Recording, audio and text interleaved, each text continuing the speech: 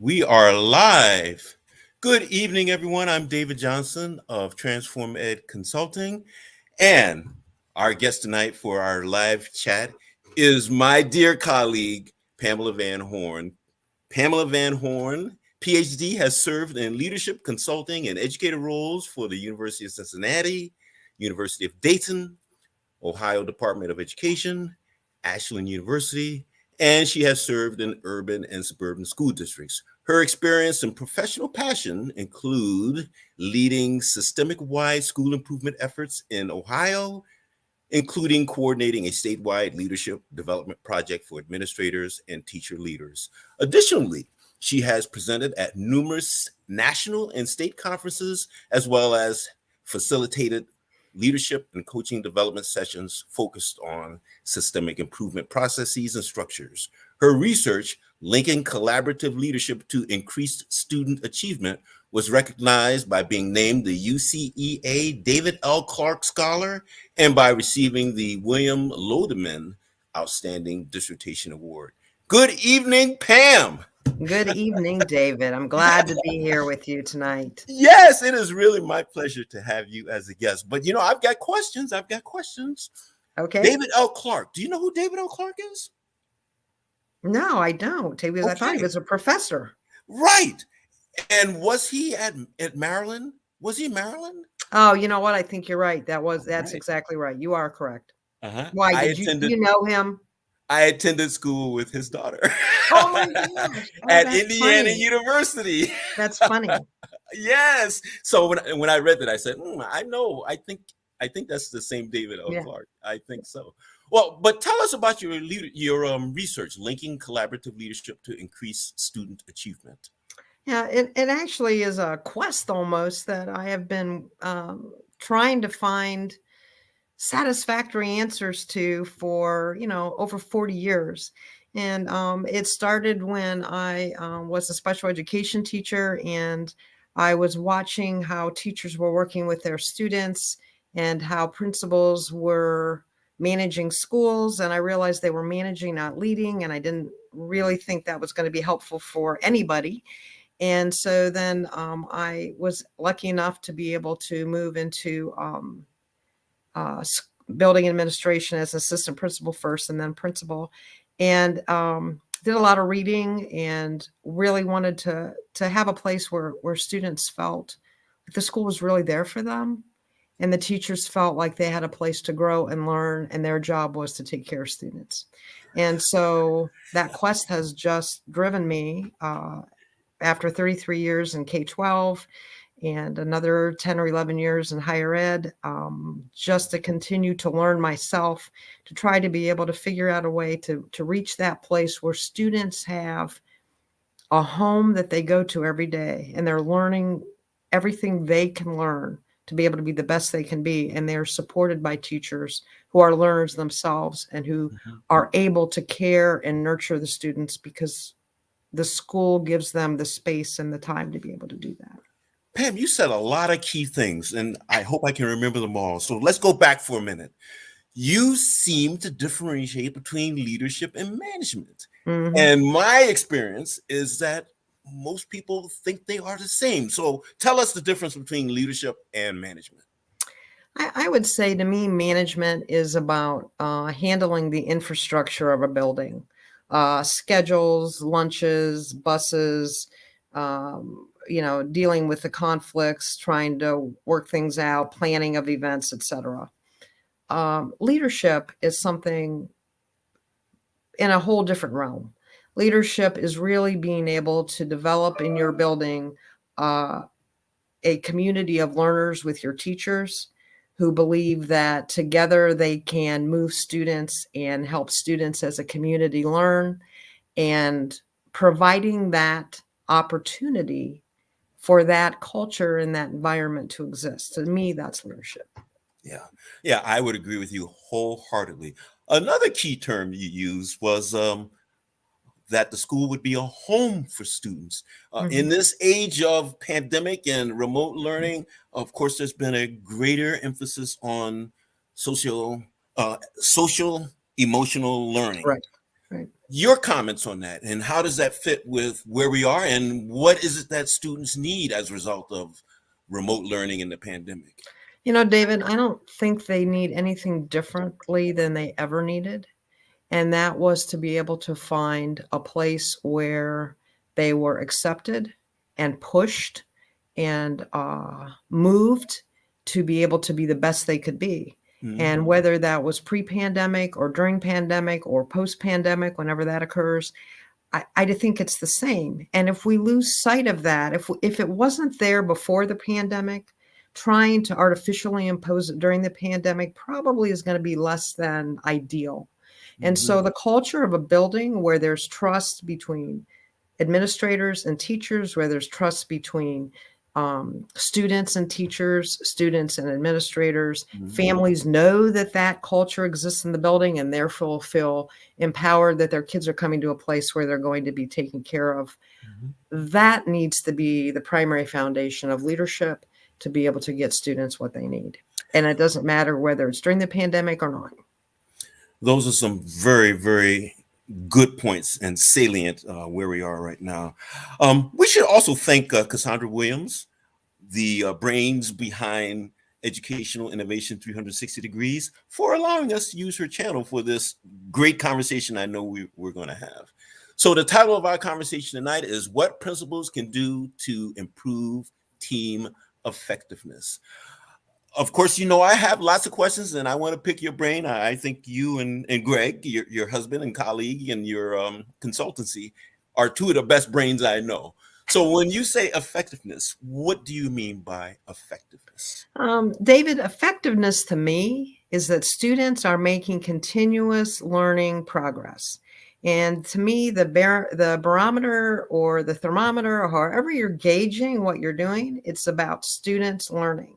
And if they're not making steady progress, every student making steady progress, then to me, that's less than effective.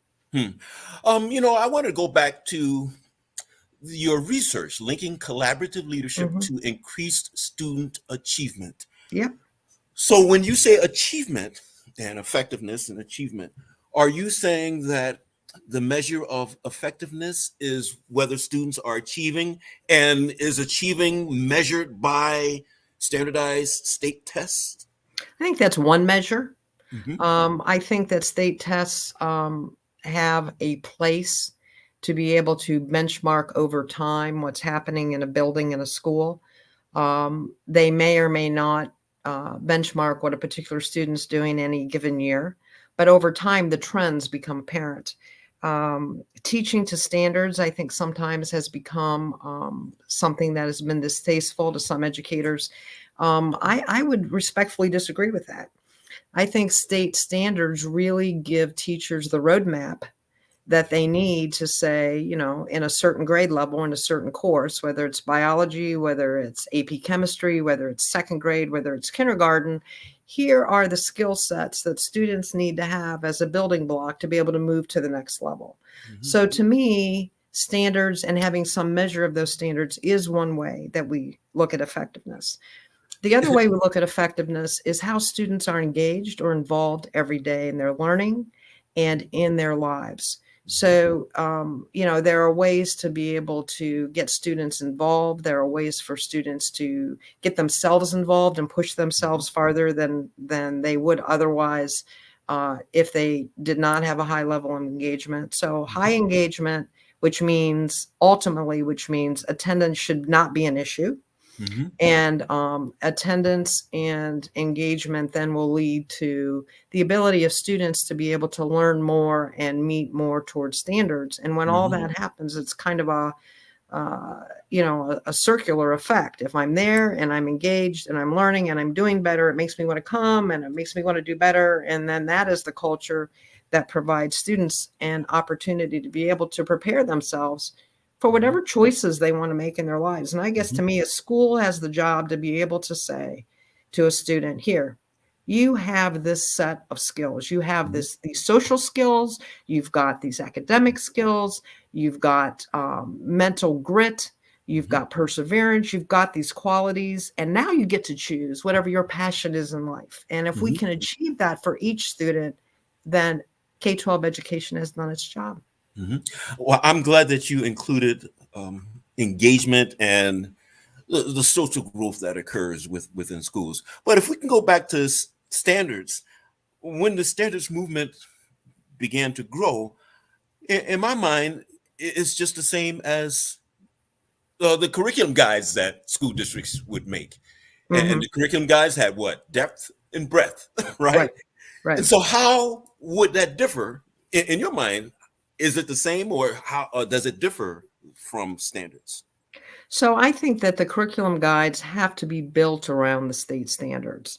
And so a simple, silly example of Mhm. that would be um, third graders love penguins. A lot of people love penguins, but third graders really get into penguins. And so teachers, develop penguin units prior to standards and or dinosaur units in the second grade, or shark units in the fourth grade. And kids really were, looking forward to it, going into that, oh, I have Mrs. Smith and we get to do the dinosaur unit this year. But that really isn't a set of skills that is nationally being looked at that could get them prepared to be able to do the high level reading, the thinking, the problem solving, the math that they're going to need to be able to have multiple choices when they get older. Mhm. So the curriculum guides to me need to be built around the state standards, Mhm. and they can then help teachers provide the instruction that is going to be most successful in allowing students to meet those standards, the standards priorities. Good points. Good points. Now, Pam, you and I could talk about school and education forever, but we better jump into the specific topics you have here. Okay. So, again, our title is What Principals Can Do to Improve Team Effectiveness. So, let's jump right in on your first bullet: build a Okay. school culture of trust and risk taking. What do you mean by that?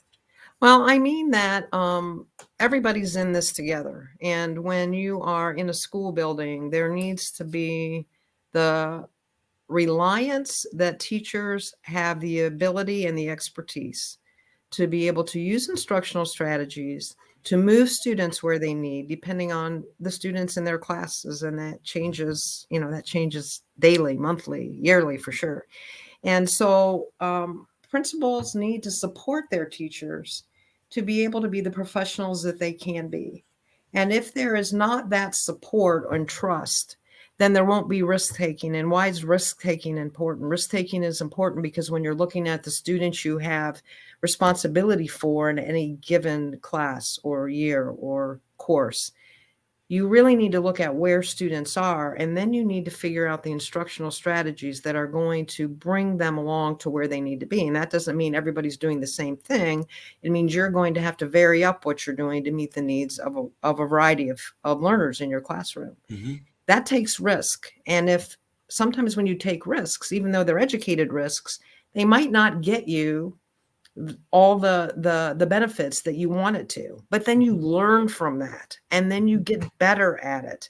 And the trust and the risk taking are the combination that allow teachers to continue to get better at what they're doing. And as soon as they learn and their students see their learning and they do better at their teaching, and students can do better because they're better at their teaching, then you have a culture that says it's okay for me to try to do my best, take educated risks to be able to help my students, and I'm going to learn from it, and I'm not going to be made to feel bad. I'm not going to be punished. I'm not going to be reprimanded. That has no place in a school building where you're really trying to build teachers' skill sets to be able to take students where they need to go. Well, you sort of touched this, but could you elaborate on the principal's role in trust and risk taking? Yeah, the principal has to set the standard for that. A good example is everyone is subject to an evaluation, and the states have each individual state has their own evaluation systems, and they have them for administrators as well. And to me, that can be a task that you can get done, a technical task that you can get done, Mhm. or a principal can make it a growing opportunity for the teachers. So instead of making you didn't do this, so I'm going to ding you on this. You didn't do that, I'm going to ding you on that. It could be that you build a goal and you work toward that goal, and that principal supports you working toward that goal, and you reach that goal as a learner, and you get better at your trade. So now you've completed this evaluation, but what you've learned in the evaluation is that you're growing and that you're learning and you're getting better and you know how to do more for your students. Mhm. So to me, taking an event that happens, it's required by law, like an Mhm. evaluation, and Mhm. making it a growing opportunity is a first step in being able to build a culture between a principal and the staff to be able to say, hey, we're here to help kids and we're in this together to help students. And we're going to do this by learning together and growing together. And then that principal actually becomes a learner with the teachers. And that then itself sets a belief in the school that we are all here working together and together we can do it. And the term for that is collective efficacy. And so, if you have that culture and that trust in that building and you're seeing results of students because you're doing this work, then you grow together in your belief that you can help students get stronger. And that again supports that culture of trust and risk taking. Pam, you have a great brain, and you actually touched a lot of topics that I'd like to sort of meld together, if I may, Okay. for this next bullet. For example, um, you were speaking about instructional leadership, Mm-hmm. and you also speak about task analysis. So, in the concept of evaluation, you were suggesting task analysis and picking a particular task and using that for instructional leadership and ensuring that the teacher achieved that particular task, mastered that task before moving on to another task. Right. Assuming that those were teaching skills. Right. Assuming they were Exactly. teaching skills, right? So let's Exactly. assume that, yeah, that it's an area that you want to get better at. And there's a couple ways, you can look at it too. I was just thinking about this. You just did something here in my brain here, David. So I was thinking that there are a couple ways you can look at that. So some people are really just good at something.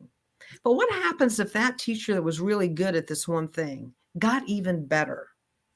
And then it would be more like an appreciative look at, if I'm really getting better at something, the things that I'm not as good at really may not be as important.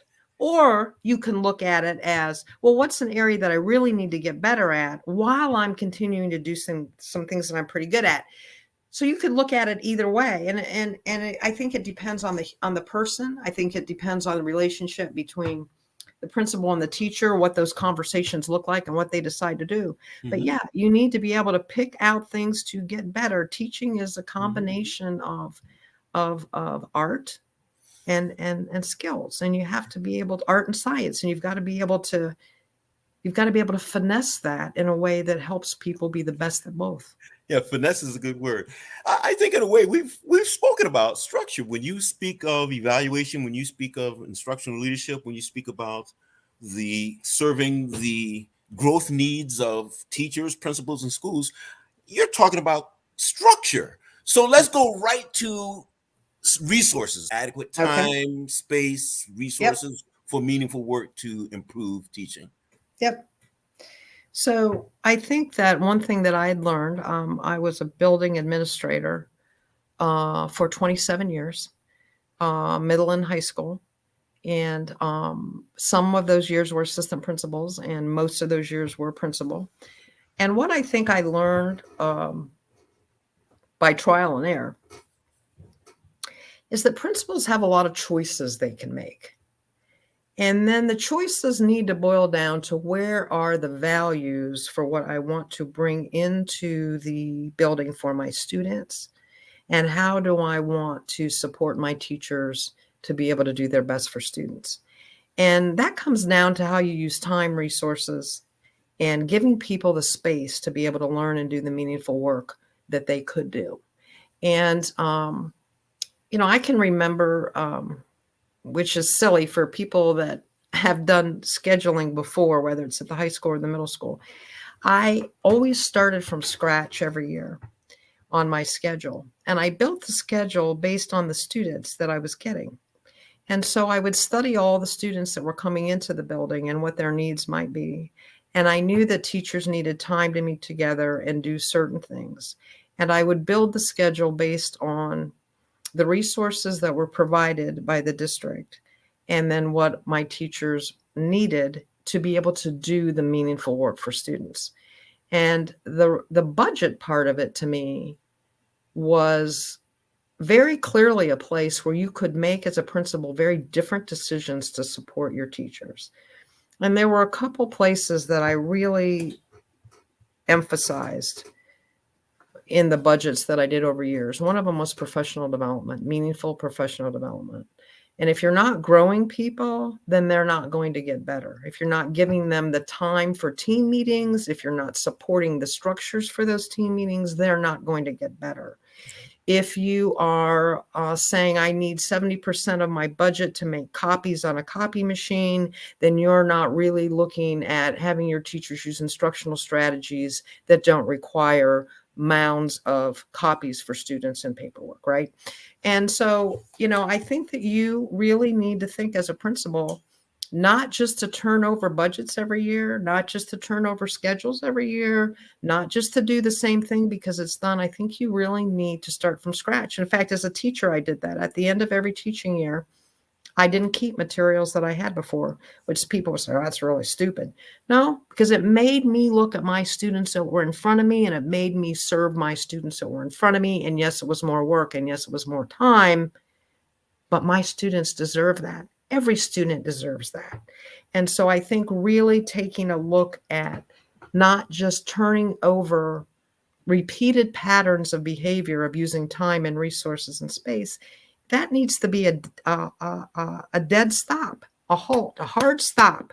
And then you need to start and really look at what's in front of you. And you do that with your staff, not by yourself. Wow, that is a lot of work. My goodness. And you had the capacity to start from scratch each year. I don't know if I had the capacity. I had the stubbornness to start each year, right? Because it's a ridiculous undertaking, when you can just turn stuff over. But when you turn stuff over, then you really aren't serving students that are sitting in the desks in your schools that year. You make an excellent point about the awesome responsibility educators have to respond to their constituents, and I'm Right. calling students constituents. They are your constituents. Yes, Absolutely exactly. are. And some people would call them customers, in Yes. the quality concept of whom you serve and what they deserve and what they Right. need. Right. Some people might refer to students as customers, but that approach ensures that you are meeting their needs, meeting the needs of the students who, like you said, who are sitting in front of you right now. As best as you can. I mean, you're not ever going to be perfect, for sure. You're definitely going to make mistakes. Anytime you're working with human beings, there are certainly nuances with every student and every interaction with every person you have. And it's not always going to be perfect, but at least you are giving it a different kind of shot to make it better. Okay. Pam, we better move on. Okay. Give sharing leadership a true teacher voice. Yep. Sharing leadership. Tell us about sharing leadership. What does that mean? Sharing leadership is really having teachers in a position where they are provided an opportunity to make instructional decisions based on data for their own students, giving them an opportunity to say, I want to be able to do this, but I'm going to need some support. And I don't mean money. I mean professional development. I mean time. I mean, a colleague to be able to do some things with. Action research is a really wonderful way to provide teachers a chance to grow and learn. And the sharing leadership is about really understanding and hearing what your teachers are saying is needed to be able to bring the best to their students. And people don't go into education, wanting to hurt people. They may end up getting frustrated and angry and upset over time, but they don't go in that way. And so we need to continue to support them to stay in a place where they are really there and committed to doing the best they can for their students. Hmm. So, what mechanism, and going back to team structures, which mechanisms do you envision where teachers and all persons involved in education would have an opportunity to share leadership? So I think that there needs to be a variety of different team structures. And well, first, let me say this. I never liked committees, never used committees when I had options. I never thought committees provided enough voice to be able to have any decisions a committee ever came to. So the committee decides something, but it didn't really have the input and the voice of a larger staff, right? Mm-hmm. So I say that because teacher teams can be arranged in many different ways. They can be grade level, they can be academic subject, or like academic subjects. They can be vertical teams Mm-hmm. where, math teachers from K-3 work together. Could be a variety of combinations. Mm-hmm. But whatever the combination is, the structure to be able to look at where students are, to be able to decide an agreed upon strategy, to be an instructional strategy to work with students, to be able to move them, then check that data to make sure teachers were effective, and then figure out the support and the changes teachers need to make to be able to get better at what they're doing. Mm-hmm. That's the teacher's job. And they can't do that job unless they have the structure and the time and the support to do that. So then when they learn something, that needs to be shared with the rest of the school because, just because you teach math or language arts or biology or whatever, that Mm-hmm. doesn't mean that those instructional strategies can't cross disciplines. And many times they can. And so there needs to be then the structure where what we're learning in the smaller groups is discussed and shared with a team that has representatives from across the school. And Mm-hmm. then the school then needs to look at the data from all the teams, figure out what's working, what's not working, what support do they need to give teachers in the smaller teams to be able to do that. And it is a back and forth function. And then the district responsibility is to be able to give the schools the resources and time and the voice that they need to be able to make it happen. So districts can't be a one-way street where the principal's desk is getting piled high with everything central office and some specific office wants you to do. Right. There needs to be that back and forth between the principal and what's happening because So this. it sounds like you're talking about collaboration, but you're also talking about iterative relationships where Yes, it's back and forth, and we're learning yes, from each other, and we're yes, ensuring that each person, each office is getting what it needs in order to accomplish yes, its particular goals or its particular missions. that's right. We have about 2 minutes left entirely, so we better get to your last topic.